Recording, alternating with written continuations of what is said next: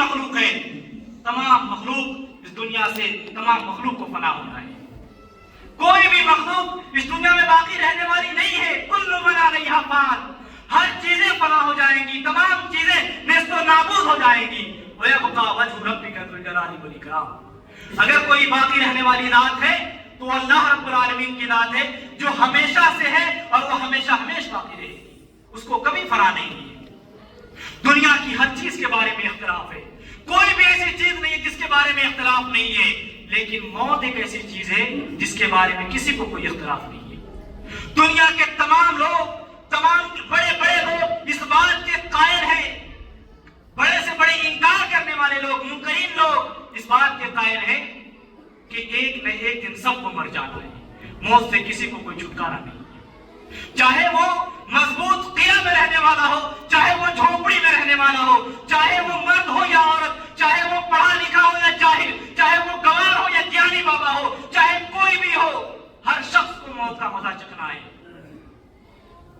لو کان بقاء فی الدنیا، اگر دنیا میں کسی کے لیے کوئی بقا ہوتی، لما مات خیر المرسلین، تو اللہ کے رسول صلی اللہ علیہ وسلم اس دنیا سے کبھی فوت نہ ہوتے۔ جب نبی صلی اللہ علیہ وسلم کو موت آ رہی ہے تو پھر ہم اور آپ کا کیا ہوگا؟ اللہ رب العالمین نے اس بات کی تائید کرتے ہوئے کہا اینما تکونوا یدرککم الموت، تم جہاں کہیں بھی رہو گے موت تمہیں آ پکڑے گی۔ ولو کنتم فی بروج مشیدہ، اگر تم مضبوط قلعے میں گرچہ تم قید و بند کیوں نہ ہو جاؤ، محفوظ کیوں نہ ہو جاؤ، لیکن موت تمہیں آ پکڑے گی۔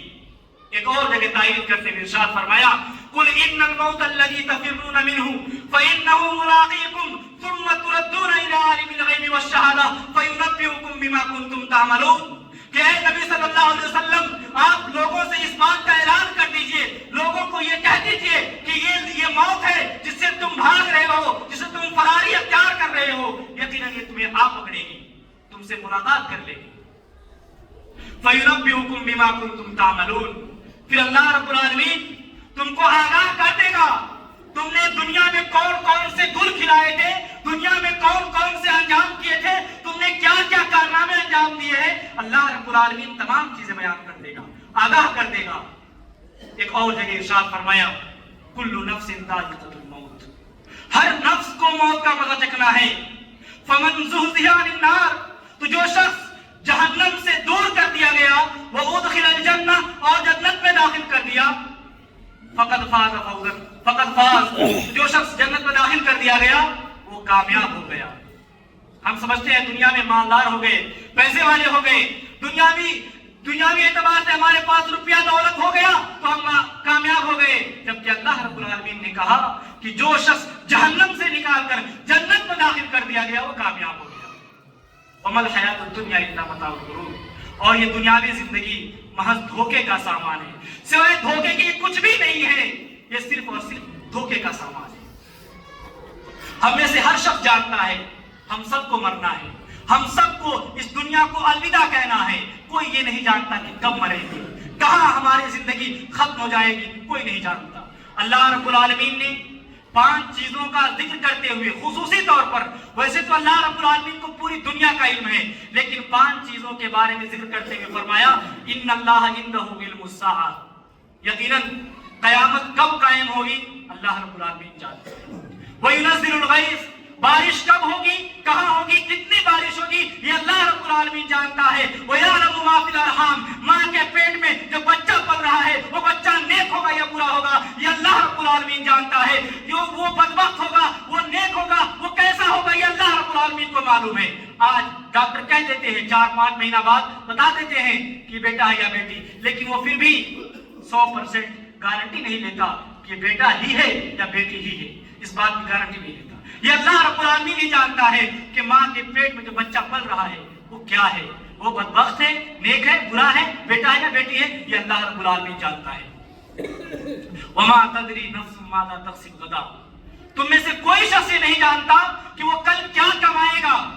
ہر شخص کی پلاننگ ہوتی ہے کہ ہمیں یہ کام کرنا ہے، ہمیں یہ کام کرنے جانا ہے، لیکن کتنا کمائے گا یہ کسی کو نہیں معلوم، کیا حاصل کر کے لائے گا یہ کسی کو نہیں معلوم ہے۔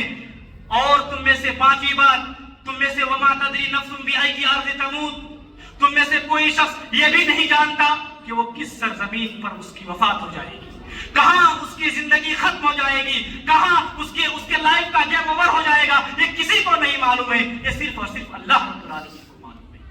जरा तसव्वुर कीजिएगा मेरे भाइयों, ये इतनी भयानक ये मौत है, हम सबको मालूम है, हमको मालूम है कि हमें मरना है, हर शख्स जानता है, आज भी मर सकते हैं हम। अभी हम जुमा की नमाज पढ़ने के लिए आए हैं, हम बाहर निकले, हमारा एक्सीडेंट हो गया, हम मर गए, किसी को कोई मालूम है, 10 साल बाद भी मर सकते हैं, किसी को कोई मालूम नहीं है। लेकिन हमें इस भयानक मौत से डर नहीं लगता, हमें इस मौत की शिद्दत से, इस मौत की तकलीफ से डर नहीं लगता। अल्लाह रब्बुल आलमीन ने 4 आयत कुरानिया में इरशाद फरमाया, कहा वजाअत सकरतुल मौत बिल हक, और मौत की सख्ती हक के साथ आ चुकी। और एक जगह और मकाम पर फरमाया वलौ तरा इज़ ज़ालिमूना फी गमरातिल मौत वल मलाइकतु बासितू अयदियहुम अखरिजू अनफुसहुम, और काश कि आप जालिमों को उस वक्त देखते जब वो नज़ा की हालत में हो, जब वो सकरात की हालत में हो, और फरिश्ते अपने हाथों को फैलाए हुए ये हुक्म देते हुए कह रहे हो अखरिजू अनफुसकुम, निकालो अपनी जानो, अब निकालो अपनी जाने, निकालो अपनी जाने। फलौला इज़ा बलगतिल हुलकूम, बस जबकि रूह गले तक पहुंच जाए, रूह नरहरे तक पहुंच जाए। कल्ला इज़ा बलगतित तराकी, हरगिज नहीं बल्कि रूह जब तक हंसली तक पहुंच जाएगी। मेरे भाइयों, मौत एक ऐसी अटल हकीकत है जिसकी तकलीफ तलवार की जरब, आरी से चीरने, कैंची से काटने तराशने से भी ज्यादा सख्त है। इसकी शिद्दत को वही शख्स महसूस कर सकता है जिसने इसका मजा चखा है। मौत एक ऐसा, मौत के वक्त का लम्हा ये आसान नहीं होता, ये इंतहाई मुश्किल तरीन लम्हा होता है। जिस वक्त इंसान की मौत आती है वो इंतहाई मुश्किल लम्हा होता है। इसकी सबसे बड़ी दलील नबी सल्लल्लाहु अलैहि वसल्लम की मौत है। आयशा रज़ियल्लाहु ताला अन्हा बयान करती है कि आप सल्लल्लाहु अलैहि वसल्लम की वफात के वक्त आपके सामने पानी से भरा हुआ एक प्याला रखा हुआ था, और आप सल्लल्लाहु अलैहि वसल्लम अपने दोनों हाथों को पानी में दाखिल कर रहे थे और पानी को अपने चेहरे पर फेर रहे थे, अपने हाथों को अपने चेहरे पर फेर रहे थे और फरमा रहे थे ला इलाहा इल्लल्लाह इन्ना लिल मौति लसकरात, अल्लाह रब्बुल आलमीन के अलावा कोई माबूद बहक नहीं है, यकीनन मौत की सख्तियां होती है। और फिर फरमा रहे थे फिर रफीक़िल आला, आप अपने दोनों हाथों को ऊपर उठाए यहां तक कि आपकी रूह कब्ज कर ली गई और आपके दोनों हाथ ढीले पड़ गए। ये हालत थी नबी करीम सल्लल्लाहु अलैहि वसल्लम की। हालांकि आप सल्लल्लाहु अलैहि वसल्लम दुनिया के सबसे बेहतरीन इंसान हैं। आप सल्लल्लाहु अलैहि वसल्लम तमाम अंबिया के बाद तमाम अंबिया के सरदार हैं। जब नबी सल्लल्लाहु अलैहि वसल्लम को मौत की सख्तियों का एहसास हो रहा है, मौत की तकलीफ का एहसास हो रहा है, तो जरा हम और आप कैसे बच सकते हैं? हम और आप मौत की शिद्दत से, मौत की तकलीफ से क्यों कर बच सकते हैं? आयशा रज़ियल्लाहु ताला अन्हा बयान करती है, एक और रिवायत में है कि जब आप सल्लल्लाहु अलैहि वसल्लम के मौत का वक्त करीब आया तो आप सल्लल्लाहु अलैहि वसल्लम का सर मेरी थोड़ी और मेरे हंसुली के दरमियान था। एक रिवायत में आता है कि मेरे गले और मेरे सीने के दरमियान था, यानी आयशा रज़ियल्लाहु ताला अन्हा गोदी में लेकर बैठी हुई थी। आयशा रज़ियल्लाहु ताला अन्हा कहती है कि जब से मैंने नबी सल्लल्लाहु अलैहि वसल्लम की मौत को देखा है मुझे अब किसी की मौत पर कोई ताज्जुब नहीं होता। जब से मैंने नबी सल्लल्लाहु अलैहि वसल्लम की मौत को देखा है मैं अब किसी के मौत को नापसंद नहीं करती, मुझे अब हैरत नहीं होता है किसी की मौत पर।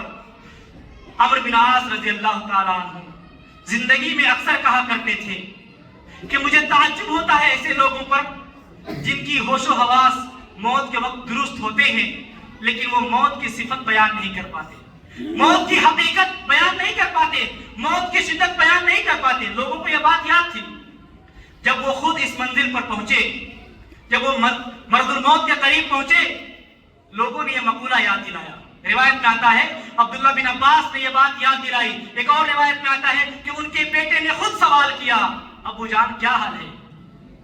बोले जाने मन, मौत की सिफत बयान नहीं हो सकती, मौत नाकाबिले बयां है, लेकिन मैं सिर्फ उसकी तरफ इशारा कर सकता हूँ। गोया मुझे ऐसा मालूम होता है कि आसमान जमीन पर टूट पड़ा है, मुझे ऐसा प्रतीत होता है कि मैं दोनों के दरमियान पड़ गया हूँ। गोया मुझे ऐसा मालूम होता है कि मेरी गर्दन पर रस्सी पहाड़ रख दिया गया है। गोया मुझे ऐसा मालूम होता है कि मेरे पेट में खजूर के कांटे भर गए हैं। गोया मुझे ऐसा मालूम हो रहा है काटने या तलफ़्फ़ुज़ मिन ज़िक़्बी इब्रतिन, गोया कि मैं सुई के नाके से सांस ले रहा हूँ।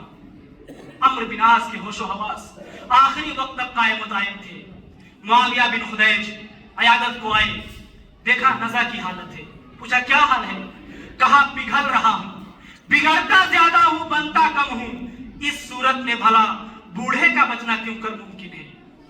جب عمرو بن عاص کا ہوش آخری وقت آ گیا, انہوں نے اپنے دونوں ہاتھوں کو اوپر اٹھا لیا, دعا کے لیے کلمات زبان پر تھے, مٹھیاں کس لی اور دعا کر رہے تھے, کہہ رہے تھے رب العالمین تو نے حکم دیا, ہم نے حکم دولی کی, الہی میں بے قصور نہیں ہوں کہ معذرت کروں, الہی میں طاقتور نہیں ہوں کہ غالب آ جاؤں, اگر تیری رحمت شامل حال نہ ہوگی تباہ ہو جاؤں گا, برباد ہو جاؤں گا, ہلاک ہو جاؤں گا.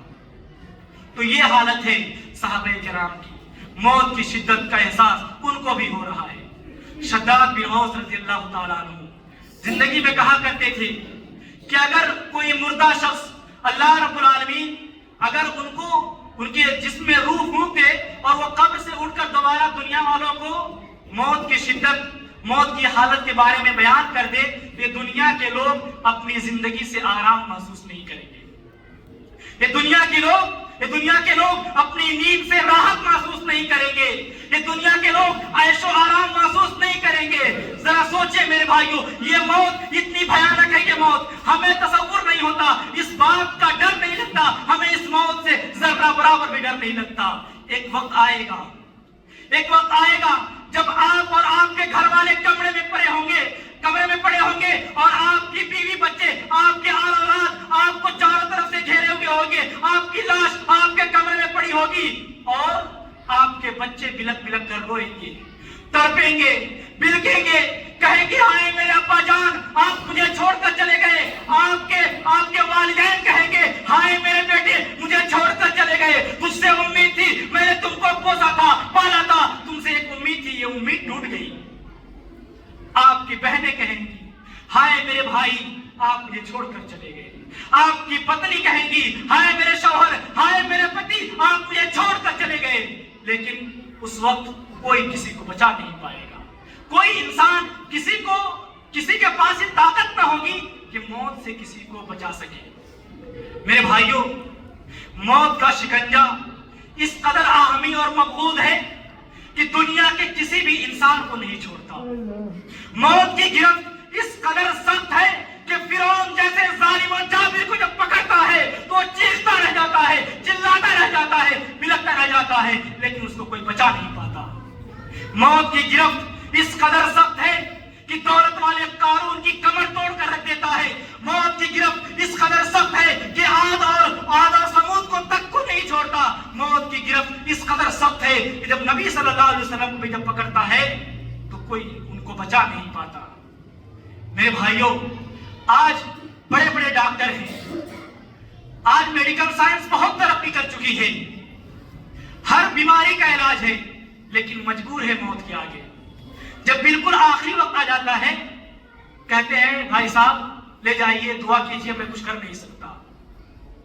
ذرا سوچئے میرے بھائیوں, یہ موت ہمیں ہماری اوقات بتاتی ہے, یہ موت ہمیں ہماری حیثیت بتاتی ہے کہ اے انسان تو اتنا اکڑ کر چلتا ہے, اے انسان تو اتنا تکبر میں چلتا ہے, اتنا تو فخر و غرور میں چلتا ہے, اے انسان جبکہ تجھے پیدا دوسروں نے کیا ہے, تجھے چلنے کا طریقہ دوسرے نے سکھایا ہے, تجھے کھانا کھانے کا طریقہ دوسروں نے سکھایا ہے, اور تو اتنا فخر و غرور سے چل رہا ہے, مٹک کر چل رہا ہے. اللہ توبہ, اگر تیری موت آ جائے گی تو اس قابل بھی نہیں ہوگا تو خود سے قبرستان جا سکے, لوگ تجھے قبرستان لے جائیں گے.